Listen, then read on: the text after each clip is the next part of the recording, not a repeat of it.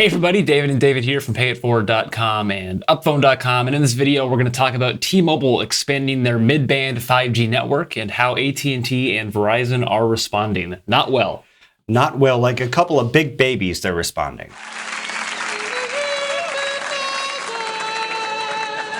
T-Mobile came out and said, this is not fair. AT&T and Verizon have way too much of the spectrum.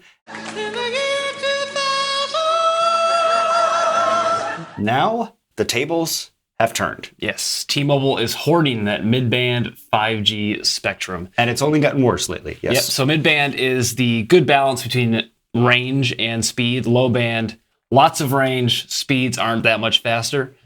High band, much faster, very poor range, can't go through walls. If you're in a football stadium with high band 5G, hopefully you're sitting in the front row, otherwise you're out of luck.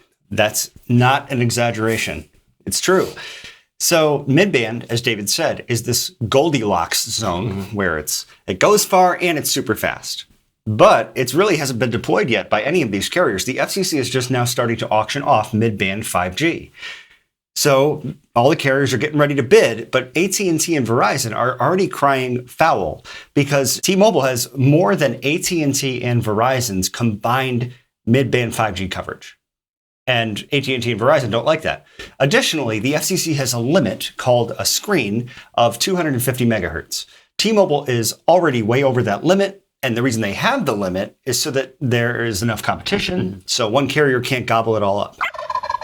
So the Un-carrier has become the only carrier in this wireless 5G battle. Yeah, mid-band 5G from T-Mobile expected to reach 100 million people by the end of the year.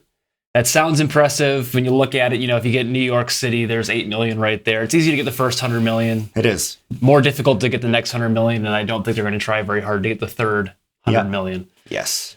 But we've been saying for a long time, you know, hold off on 5G. Mid-band's going to be the band that you want to use. And now it's starting to be deployed. So maybe if you want 5G right now, switch to T-Mobile or a T-Mobile MVNO is the way to go. That's true, but a lot of the phones today, I'm not sure that this iPhone 12 is going to actually work with the mid-band 5G that comes out next year. Because 5G is essentially 3 different types of cellular networks. This has good support for high band and good support for low band, but since mid-band hasn't really been deployed yet all that much, I'm not sure how it's going to do with that. Another reason the carriers love this mid-band 5G and the C-band, it's also called, you might see stuff about C-band in the news, is that the mid-band antennas can just go right up next to the 4G LTE antennas in the cell phone towers because they have enough range to cover miles. Whereas the high band 5G are these little boxes that have to be affixed to buildings and telephone poles because they only go a few hundred meters or 100 meters in a lot of cases. And as David said, they don't go through windows or walls. It's really not useful in New York City in the middle of the winter to have to go outside to get the best speeds. Mid-band is where it's at. Yeah, so we'll keep you updated as the carriers start bidding on this mid-band frequency. Thanks for watching this video. Give it a thumbs up. Leave us a comment down below. Tell us your thoughts on this. And don't forget to subscribe to this channel for more great videos about 5G.